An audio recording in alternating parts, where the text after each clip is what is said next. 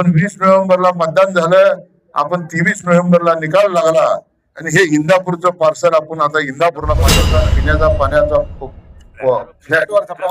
हा आपल्या तालुक्यातली जी लोक येतात इष्टीची वाट बघत बसतात त्यांना पिण्याच्या पाण्याची सोय व्हावी म्हणून ताबडतोब मी आमदार फंडातून 5 लाख रुपयाचा निधी मंजूर केला. त्याचंही टेंडर झालं आणि हा दादा कारण नसताना टेर बुडवतोय.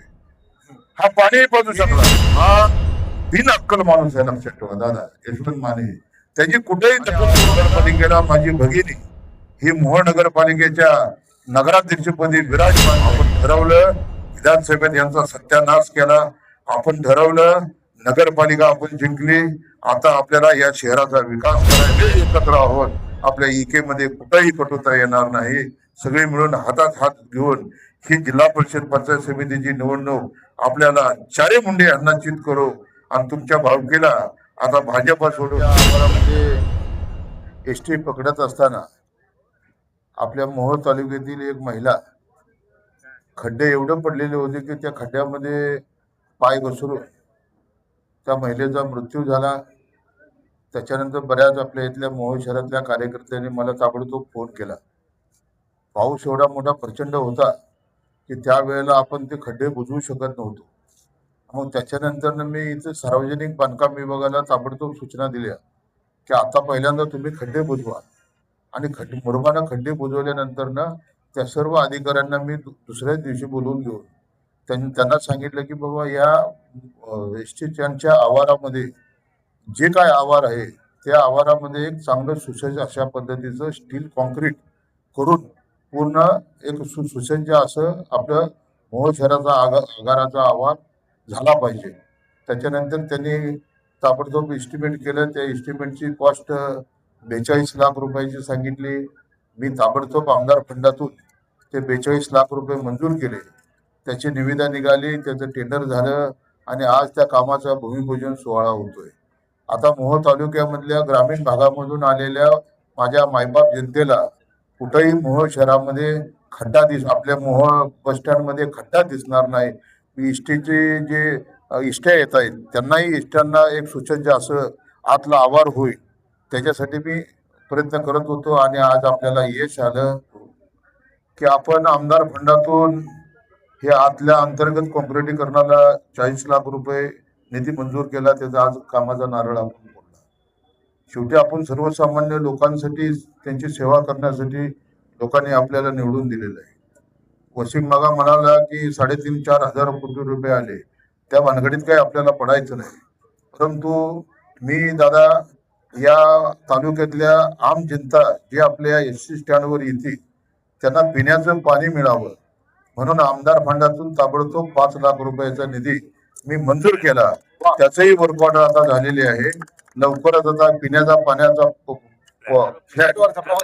हा आपल्या तालुक्यातली जी लोक येतात इष्टीची वाट बघत बसतात त्यांना पिण्याच्या पाण्याची सोय व्हावी म्हणून ताबडतोब मी आमदार फंडातून 5 लाख रुपयाचा निधी मंजूर केला. त्याचंही टेंडर झालं. तेही काम आता तो प्लॅन बी आता इथं लागल जेणेकरून आपल्या तालुक्यातून आलेल्या मायबाप जनतेला पिण्याचं पाणी मिळेल. दुसरं असं आपण हॉस्पिटलमध्ये सुद्धा दादा एक 5 लाख रुपयाचा पिण्याचा पाण्याचा प्लॅन मंजूर केला.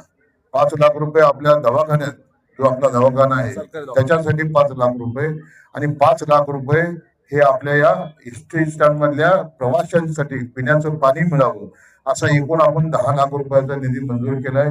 तेही प्लॅन लवकर लागतील. बांधवांनो आता उमेश दादांनी सांगितलं मी आमदार होऊन 1च वर्ष झालेले परंतु मी निश्चितपणानं आश्वासन देतो तुम्हाला की जे 30 वर्षामध्ये झालेलं नाही ज्यावेळी यांच्याकडे 30 वर्ष सत्ता होती ते 30 वर्षामध्ये हा तालुका प्रचंड असा विकासापासून दूर गेला. ग्रामीण भागामध्ये फिरत असताना दादा रस्त्यांची भयानक अशी अवस्था आहे आणि ती अवस्था आपल्याला बघू वाटत नाही. आणि म्हणून अजितदादा असतील एकनाथ शिंदे साहेब असतील या सगळ्यांना घेऊन आपल्याला या मोहोळ तालुक्याचा चौफेर विकास करायचा आहे. तुम्ही जे बोलला त्याच पद्धतीनं एक अत्यंत सुसज्ज असा आगार येणाऱ्या काळामध्ये होईल. विकास काय असतो ते आपण यांना दाखवून देऊ कारण विकासाच्या नावाखाली 30 वर्ष या मोहोळ तालुक्यातल्या जनतेला फसवण्याचं काम अनगरकर पाटलांनी केलं. आता परवा दादा तुम्हाला सांगतो, सभेमधून आपण जे मोहोळ शहराला 20 दिवस पिण्याचं पाणी नव्हतं आणि 20 दिवसानंतर एकदा पाणी यायचं. नगराध्यक्ष म्हणून रमेश बारसकरांनी काम केलंय. आता ताई आपली नगराध्यक्ष झालेली आहे. तुम्ही त्यांना विचारा की 20 दिवसांना एकदा पाणी येत होतं.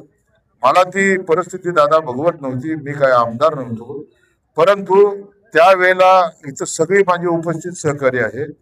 आता 20 दिवसातनं पाणी येतंय, मग 50 रुपयाला एक हंडा विकत घेत होतो. त्यावेळी आमदार कोण होतं?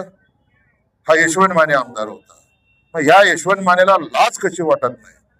आम्ही 17 टँकर लावले आणि 17 टँकरने मोहोळ शहराला दादा 3 वेळेला दिवसभरात पाणी लागलं की टँकर तिथं पोचायचं.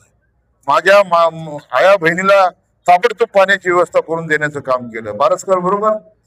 आणि आपण 17 टँकरनं 76 दिवस मोहोळकरांची तहान भागवण्याचं काम केलं दादा. आणि हा निर्लज्ज माणूस काय म्हणतोय?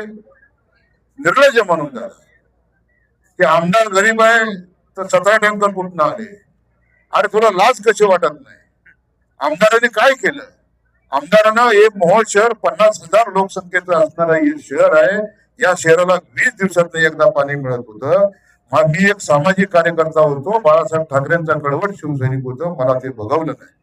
आणि म्हणून मी ताबडतोब 17 टँकर 5 टँकर लावले, पुन्हा 5 टँकर मागवले, पुन्हा 5 टँकर मागवले, पुन्हा 2 टँकर मागवले आणि 17 टँकरनं दादा या मोहोळ शहरातली गल्ली ना गल्ली, बोळ ना बोळ आपला टँकर दारामध्ये जायचा आणि आपल्या मोहोळकरांना पाणी पाजायचं. ती जाणीव मोहोळकरांनी ठेवली. म्हणून 15,000पैकी जवळजवळ 12,500 मतदान मला टाकलं आणि या मोहोळ शहराचा, या मोहोळ तालुक्याचा आमदार केला. आणि हे पाप कुणाचं आहे लक्षात ठेवा. मीडियाने बी याची दखल घेतली पाहिजे.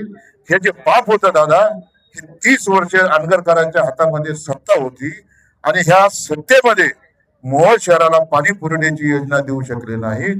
मी चरणराज दादा ताबडतोब एकनाथ शिंदे साहेबांकडे गेलो आणि ह्या मोहोळ शहरासाठी पाणी पुरवठ्याची योजना आम्ही मंजूर केली. शिंदे साहेब नगर विकास खात्याचे मंत्री होते. साहेबांकडनं ड्रेनेज लाईनची योजना मंजूर केली. आणि हा दादा कारण नसताना टेल बनवतोय. हा पाणी पाजू शकला नाही. आम्ही पाणी पाजायचं काम केलं. त्याच्यामुळं मी या मोहोळकरांच्या जनतेला सांगतो, आश्वस्त करतो की हा बिनअक्कल माणूस आहे. लक्षात ठेवा दादा, यशवंत माने, त्याची कुठेही दखल करू नका. आपण 20 नोव्हेंबरला मतदान झालं, आपण 23 नोव्हेंबरला निकाल लागला आणि हे इंदापूरचं पार्सल आपण आता इंदापूरला पाठवलेलं आहे. त्याच्यावर त्याची दखल घेऊ नका. आता काल नगरपालिकेच्या निवडणुका झाल्या. मोहोळच्या जनतेनं प्रचंड मोठ्या प्रमाणामध्ये उमेदवार तुमच्यावरती, आपल्या रमेश बारसकरांवरती, आमच्या चरण चौरेवरती आणि आमदार म्हणून माझ्यावरती प्रचंड असा विश्वास टाकला. आणि नगरपालिकेला माझी भगिनी ही मोहोळ नगरपालिकेच्या नगराध्यक्षपदी विराजमान झाली. त्यांच्या विश्वासाला, या मोहोळ शहरातल्या जनतेच्या विश्वासाला तडा जाणार नाही अशा पद्धतीचं काम हे आपल्याला येणाऱ्या काळामध्ये करायचं आहे. एकनाथ शिंदे साहेब नगर विकास खात्याचे मंत्री आहेत. नगरपालिकेमध्ये सत्ता आता आपली आलेली आहे. तिथं सुद्धा आपण 40 वर्षांनी यांना नेस्तानाबूत करून तिथली सत्ता आपण मिळवलेली आहे. शिंदे साहेब नगर विकास मंत्री आहेत, अजितदादा अर्थमंत्री आहेत.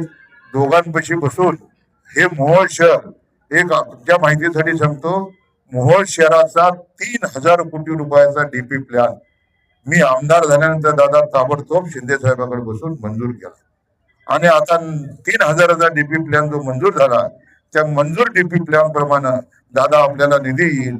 आणि निधी आणत असताना तुम्ही माझ्या बरोबर आहात, चरणराज आहेत, माझी ताई नगराध्यक्ष आहेत, बारसकर आहेत. जसा डीपी मंजूर झाला तशा डीपी प्लॅननं आपण या मोहोळ शहर एक विकसित शहर म्हणून हे जिल्ह्यामध्ये आपल्याला उदयास आल्याशिवाय राहणार नाही. येणाऱ्या 4 वर्षामध्ये या मोहोळ शहराचा कायापालट करायचं आहे आणि मोहोळ एक सुंदर शहर म्हणून सोलापूर जिल्ह्यामध्ये आपल्याला उद्याच्याला नावारूपाला आणायचं आहे दादा. त्यामुळं आपण अजितदादाकडे बसून मी, बारसकर, माझी ताई आणि चरणराज आणि तुम्ही बी आपण शिंदे साहेबांकडे बसून इकडे एक मिटिंग झाली की तिकडे एक मिटिंग करायची. काय तिकडे अडचण आली तर दादाकडे बसायचं, परंतु नगर विकास खात्याचा प्रचंड मोठ्या प्रमाणामध्ये निधी आणून दादा हे शहर अत्यंत सुंदर मोह शहर म्हणून आपल्याला उदयास आणायचं आहे. आणि मला निश्चितपणानं दादा खात्री आहे, आपण ठरवलं विधानसभेत यांचा सत्यानाश केला, आपण ठरवलं नगरपालिका आपण जिंकली, आता आपल्याला या शहराचा विकास करायचा आहे. तुम्ही जिल्हा परिषदेच्या दौऱ्यावर आहे, आता तुम्ही जिल्हा परिषदेच्या दौऱ्यावर जावा.